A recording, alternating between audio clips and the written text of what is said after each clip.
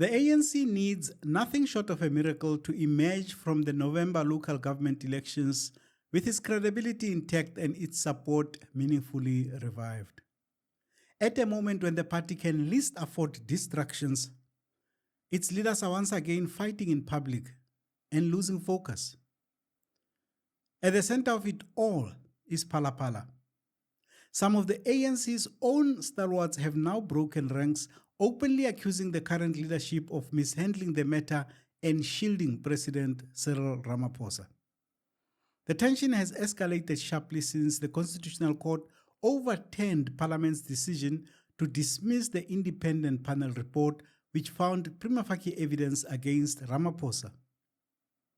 Now Secretary-General Fikile Mbalula is hitting back, branding these veterans ill-disciplined and warning that the ANC leadership is prepared to confront them head-on. In this episode, I argue that the ANC is likely to come second best from this saga. It is a distraction the party can ill afford. Hello everyone, welcome back to Joe Talks Politics. I am your host, Joseph Musia. Let's get right into this.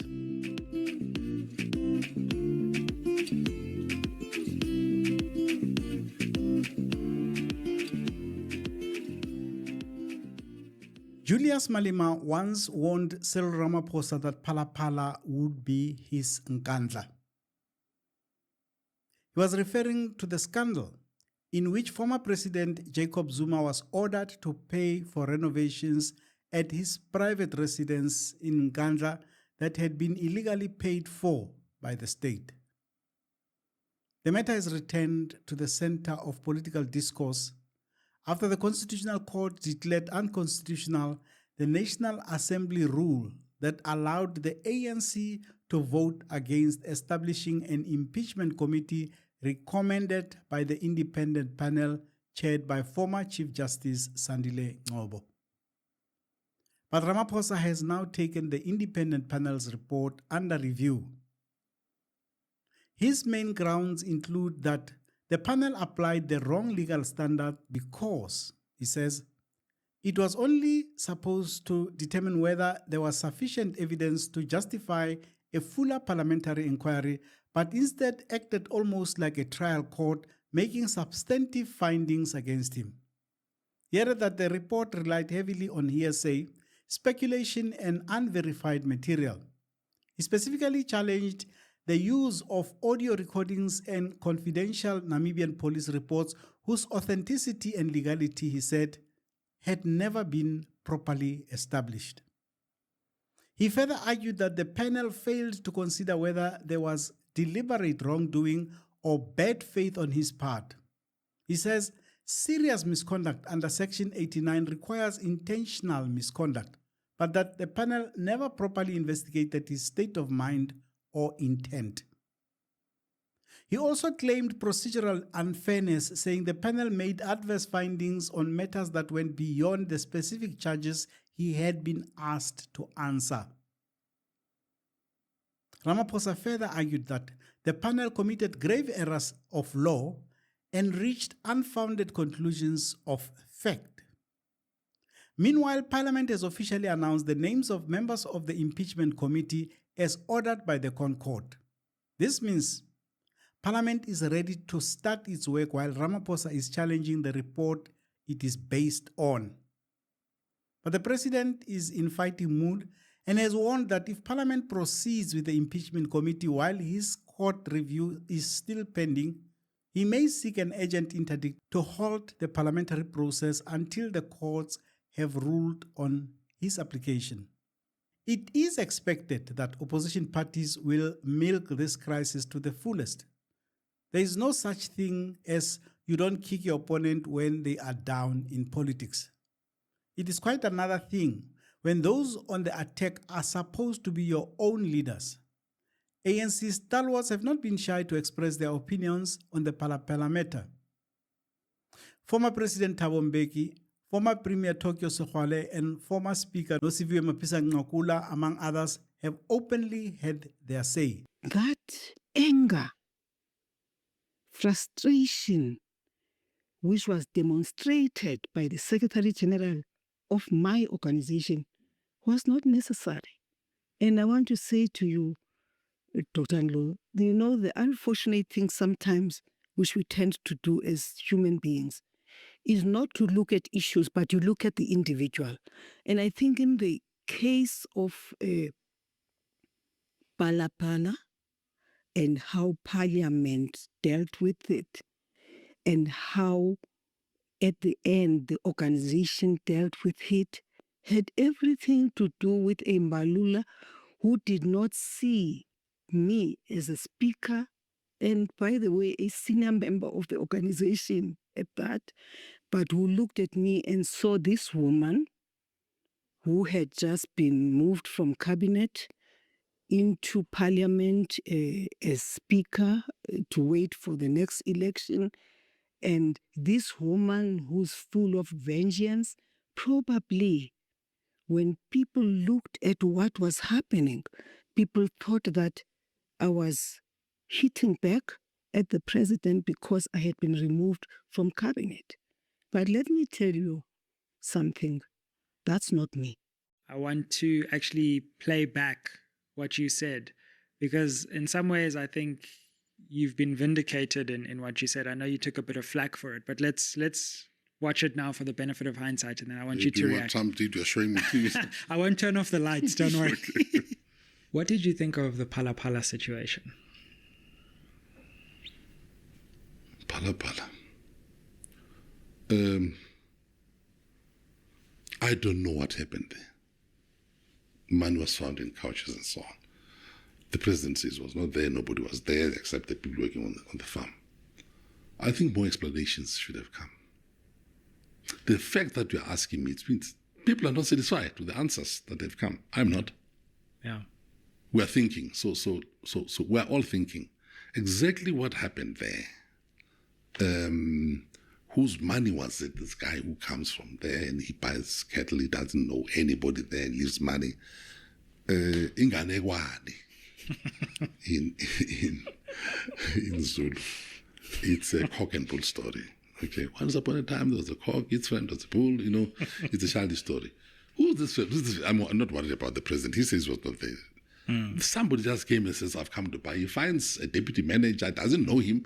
He's never been to that part of the world, and he leaves this money. He leaves this. I'm not even aware what SARS did. Sure. What SAB did, South African Reserve Bank, what SARS did, or SAPS, because they're also the police, the Reserve Bank. I had written to the leader of government business after they took a wrong decision, in my view, in Parliament, when they decided not to allow the process from that panel which was led by Chief Justice Thabo to allow the process to go to this committee. I had written to leader of government business to say that that decision was wrong and explain to him why it was wrong. They used the ANC majority to do a wrong thing. What the Constitutional Court has done is agreed with what I said 2 years ago. And I think the Constitutional Court is correct. I think the Speaker has acted correctly to say, okay, parliamentarians, let's constitute this committee, and this committee must do its work. The President Ramaphosa is a businessman, as he has said himself. I'm a businessman. I breed cattle, I breed wildlife, I sell, I buy. That's fine. That's his business. That's his business as a businessman. It's nothing zero to do with the ANC. I don't know why the ANC gets preoccupied with it. It's nothing to do with that. It's of a businessman who's doing his thing to be a business, and good luck to him as a businessman. The Parliament must do what the Constitutional Court said they must do. And the ANC must look at its own business. But Secretary-General Fikile Mbalula has now issued a stern warning. I saw others on podcasts, even debating. There are people who are bored, and some of them are stalwarts. I mean, just bored at home.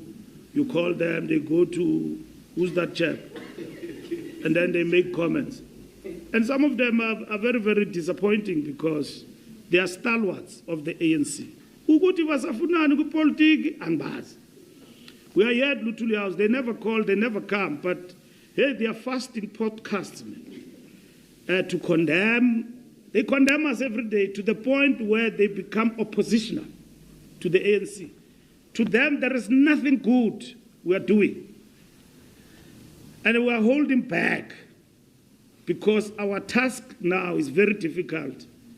If we're going to focus on ourselves, it's going to be a big challenge. But it's not correct that everything that they say cannot go unchallenged. We are close to taking them on factually on the distortions they are making in polluting the public discourse, irrespective of the fact that they are stalwarts of the ANC. But this borders not only on discipline, but on eroding the cohesion of the movement. I mean, Tokyo goes and talk about succession debate, his preferences and all of that. Who cares about that?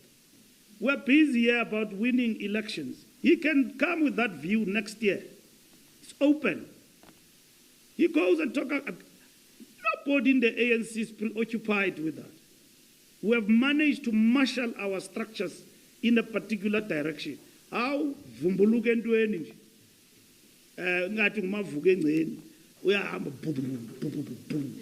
No, that man is lying. This is a lie. This is this and that. It's fine. If anybody is lying, you will be subjected to a process, whatever that is the case. And each process of accountability have got its own consequences. So we know what will actually happen. But now this thing is unfair on the ANC.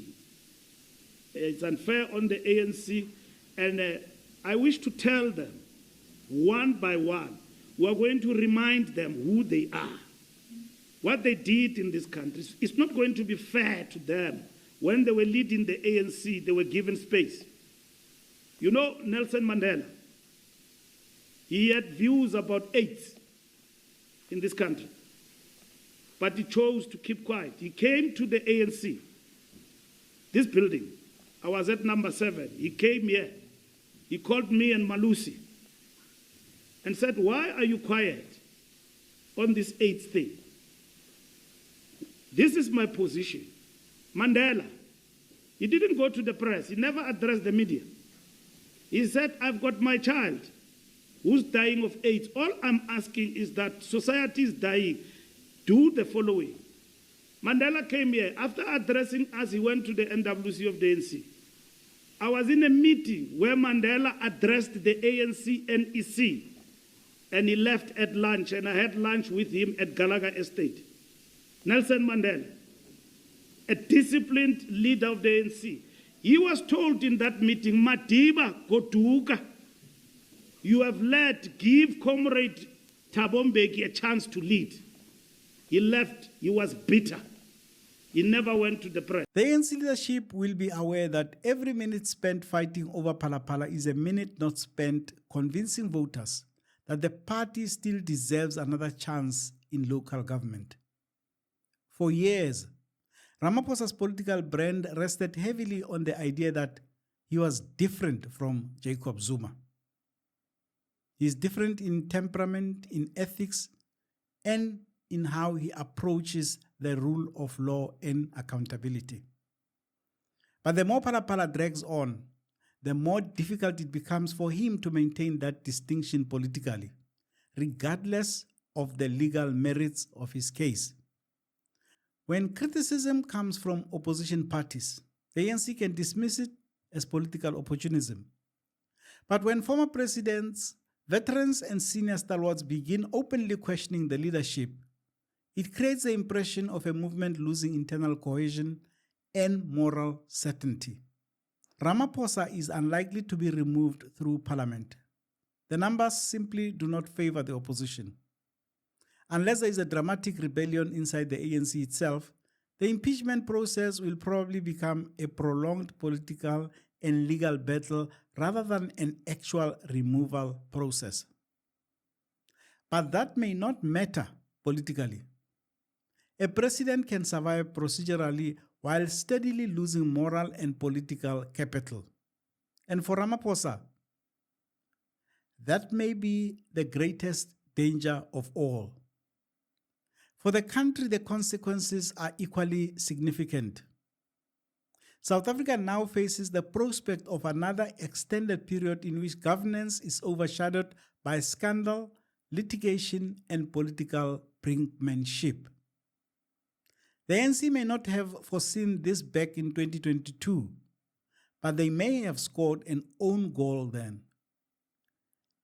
It has brought back a period that the party thought it would never see again. They once again have a president in the dock at a crucial time. Now ANC MPs have once again to choose between their constitutional responsibility to hold the president to account and their loyalty to their party. Which do you think they will choose? Send your views in the comment section below. And if you enjoyed this episode, please don't forget to like, share, and subscribe to our channel. That was another episode of Joe Talks Politics. And from me, Joseph Musia, see you in the next one.